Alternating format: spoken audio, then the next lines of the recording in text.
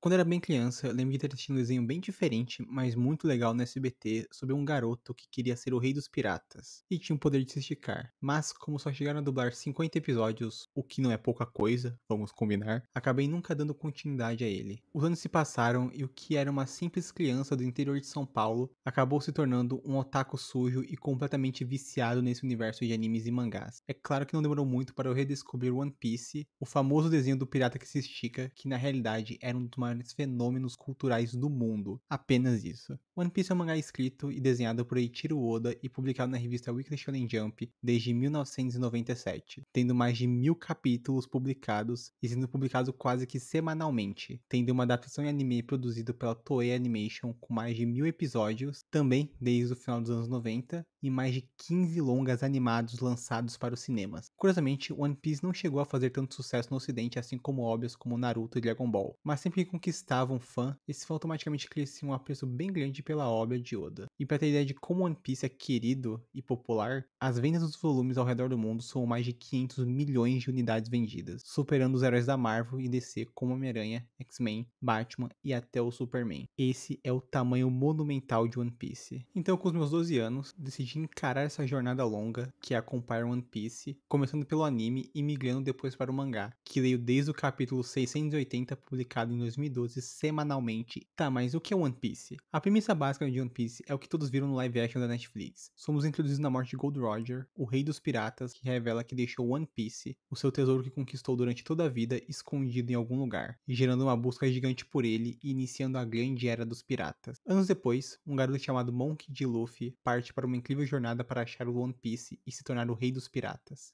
O que torna One Piece tão único é o seu vasto mundo e mitologia. O que começa com uma história, entre aspas, bobinha e divertida, vai evoluindo para uma jornada complexa, criativa e emocionante, mas sem deixar de ter toda a identidade, personalidade e humor que vimos no começo dela. A cada arco, o grupo de Luffy vai evoluindo, com eles passando por ilhas diferentes e conhecendo novos vilões e pessoas para salvar, sempre enfrentando problemas sociais e conflitos morais. Chega a ser fascinante como One Piece está sempre diversificando seus arcos, embora o esqueleto geral da obra é sempre o mesmo, com o Chapéu de Palha chegando em uma nova ilha, descobrindo um problema social e enfrentando poderosos grupos de vilões. Mas sempre temos cenários e locais diferentes que somam a esse clima de aventura gostoso, como por exemplo um arco onde eles invadem uma grande base militar do governo mundial, viajam por uma ilha do céu com uma cultura completamente diferente do mundo terreno, são capturados por um barco pirata que é basicamente uma ilha gigante repleta de zumbis comandados por um grupo de piratas poderosos, passam por uma nação submarina com sereias e homens-peixes repletos de críticas sociais e raciais, se infiltram em um país tomado por um pirata déspota apoiado pelo governo mundial, onde as pessoas são transformadas em brinquedos e esquecidas pelos seus familiares, ou até mesmo vão para um país inspirado no Japão, tomado por um dos piratas mais poderosos e ameaçadores do mundo, onde as pessoas são obrigadas a sempre estarem sorrindo, mesmo vivendo ao meio de desespero e pobreza. O mundo de One Piece é milimetricamente planejado por Oda, com a cada arco sendo introduzido novos piratas, organizações secretas tanto do governo mundial como do submundo do crime, conceitos diferentes e revelações chocantes do universo que somam ao enorme quebra-cabeça montado pelo autor. E é impressionante como nitidamente dá pra ver que várias coisas são plantadas bem no comecinho da obra para serem realmente exploradas lá pra frente. Só de exemplo, no capítulo 1 vemos Shanks salvando Luffy de um rei dos mares usando apenas o seu olhar. Só pra lá pelo capítulo 600 ter a explicação de que isso se tratava do hack do Conquistador, um poder muito especial que apenas alguns possuem. E Luffy percebe que durante sua jornada encontrou várias pessoas que também podiam usar o hack, mesmo que de forma inconsciente. Ou seja, algo que o Oda estava trabalhando em 600 capítulos sem nos dizer nada. E apenas aqueles que prestaram bem atenção na obra pegaram as pistas deixadas pelo autor. E é por coisas como isso que os fãs confiam plenamente na sua capacidade de entregar o melhor final possível para One Piece. Além do hack, outros exemplos da criatividade de Oda são as frutas do diabo, ou Akumas no Mi, frutas que tiram a habilidade do usuário de nadar enquanto concede a eles poderes místicos variados. E bom, em One Piece temos vários poderes bem básicos como o de soltar fogo, gelo, raio, virar animais e outros. Mas é impressionante como o autor sempre nos surpreende com poderes bizarros e engraçados. Todo mundo sempre cita o cara que vira uma jaqueta, sim,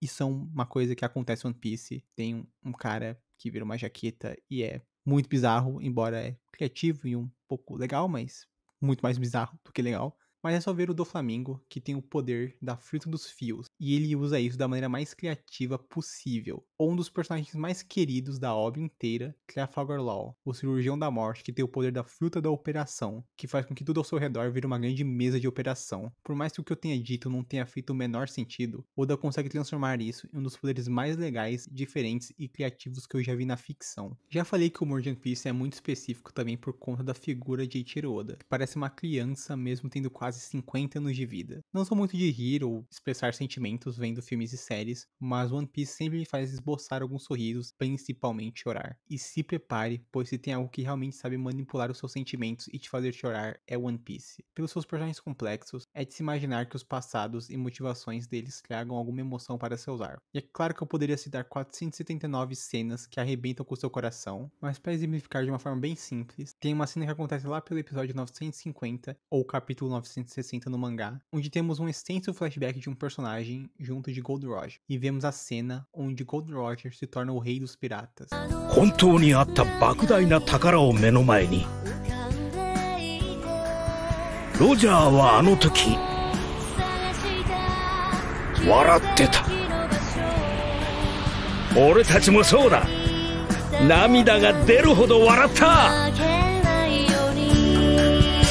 É uma cena tão simples, bobinha e nada de demais pra falar a verdade, mas no contexto dela e a forma como o Oda executa ela me faz chorar que nem um recém-nascido toda hora que eu assisto. Tem também esse personagem que ficou bem popular e no fã de One Piece, que é o Sr. Pink, que é um personagem com esse visual ridículo e cenas espalhafatosas que foram feitas para serem alívios cômicos, mas é um personagem que do nada o Oda deu um flashback pra ele, coisa que ele normalmente não faz, um flashback super triste e que fez esse personagem ficar muito querido e amado pelas pessoas, mas é muito curioso porque ele é um pequeno personagem, um pequeno vilão terciário de um arco de One Piece, e dá pra ver como o Oda tem esse amor tão grande pela obra, que ele dá toda essa complexidade pra esse simples personagem bucha que nunca mais vai aparecer em One Piece, ou talvez até apareça porque é uma outra coisa bem regular em One Piece, é o retorno de personagens famosos e que já apareceram antes, mas o Sr. Ping é um que não deve aparecer, mas mesmo assim ganhou todo um destaque. Tudo isso são provas da complexidade de One Piece, que com toda certeza vão te conquistar. Mas depois de tudo isso que eu falei, você realmente ficou curioso ou interessado em ver One Piece? E tá se perguntando, tá, mas como é que eu começo a ver One Piece? Bem, pelo primeiro episódio, de verdade, isso varia muito de pessoa pra pessoa. Hoje em dia, por estar mais acessível, você pode comprar os mangás da Panini, caso você seja um dragão celestial, também conhecido como milionário, ou partir para métodos do bando Luffy, se é que você me entende. Pois o mangá é bem mais ágil de ler e muito gostosinho, principalmente pela arte linda e muito bem feita do Oda. Mas para aqueles que têm preguiça de ler, o anime está disponível a rodo em vários streams como a Netflix e o Crunchyroll, e com dublagem, mesmo que eu recomende a versão em japonês, já que a dublagem deles é tão boa quanto a dublagem brasileira, o que não é algo fácil a se fazer, né? É claro que o anime tem vários episódios fillers e gordurinhas feitas para prolongar os episódios, já que eles não querem alcançar o mangá atual. Existem algumas versões editadas por fãs que são na realidade muito boas, como One Piece, mas essa infelizmente só tem em inglês. Nessa versão eles reeditam todos os episódios, cortando os fillers, diminuindo a quantidade de episódios e duração de cada episódio, deixando bem mais fiel ao mangá. Enquanto um episódio médio de One Piece tem 25 minutos, alguns episódios de One Piece têm menos de 15 minutos. Opa, aqui é o editor, que também é o apresentador. E só uma nota de esclarecimento, mas o One Piece, na realidade, tem uma versão em português oficial, que ele tem um projeto muito legal. Então, eu já dei uma olhada e é bem interessante. Pra quem quiser assistir, eu recomendo. Tem tudo legendado em português certinho. Facilita muito pra quem quiser entrar no mundo de One Piece. E é só acessar o One Piece, o site deles, e ler certinho. Eles têm tudo resumido pra quem quiser entrar no mundo de One Piece. Ah, e agora tem o live action da Netflix, né? Bom, vamos lá. So what do you say? Are you with me?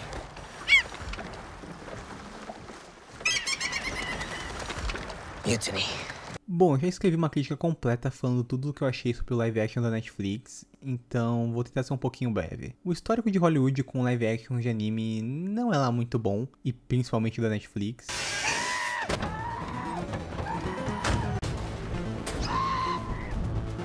Por isso todos estavam esperando pelo pior quando anunciaram essa adaptação de One Piece. E o resultado final não foi bom. Assim, pra ser justo, a maioria dos fãs de One Piece estão realmente gostando da série, que está sendo super bem avaliada pelas pessoas. E principalmente, muitos não fãs estão vendo ela e se divertindo e se emocionando com tudo, provando que tá longe de ser um desastre ambiental como os outros live actions de anime hollywoodianos. O live action tem suas qualidades que eu aprecio, como a escalação perfeita do Luffy, uma tentativa genuína de adaptar algumas besteiras que eu amo da obra, como os Dendemushis, que são basicamente caracóis que servem como telefones neste mundo e mudam as suas aparências para simular as pessoas que estão as usando. E o alto investimento da Netflix que se esforçou ao máximo para fazer as coisas parecerem boas, mesmo que nem sempre dê certo, né? Mas no fim muitas coisas parecem apenas um cosplay de uma pessoa muito envergonhada de estar fazendo aquilo, e eles nunca pulam de cabeça no humor e bobajadas criadas pelo Oda, tentando deixar tudo mais palatável e familiar para o público americano, sem falar em alguns plots criados para a série insuportáveis, como o do Garp,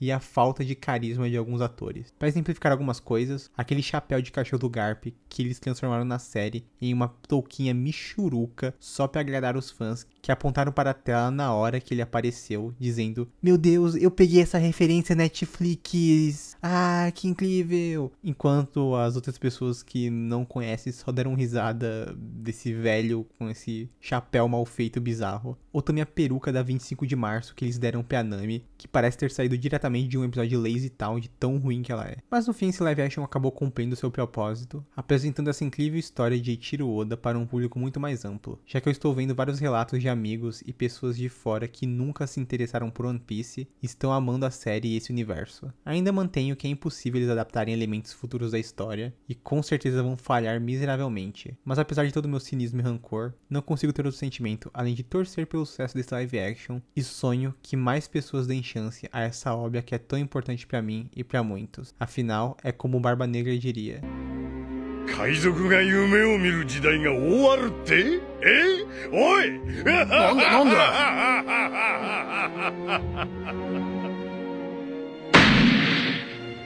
人の夢は終わらねえ！